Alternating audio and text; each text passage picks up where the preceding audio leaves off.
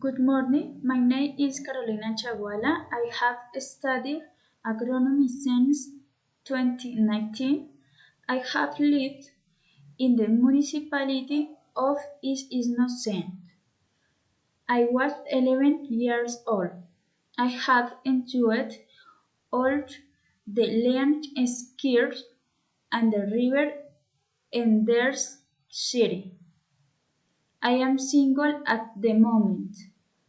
I am a technologist and I have been working in the Mundo Mujer being an accredited advisor for 3 years.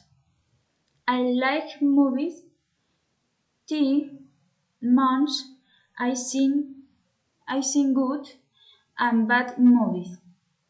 I go to the movies a lot. The best movie I think is Fast and Furious and the War movie. I think is adult too. I have got experiences traveling. I have traveled to San Andres and Ecuador. I have lived in year each one of them. Thank you.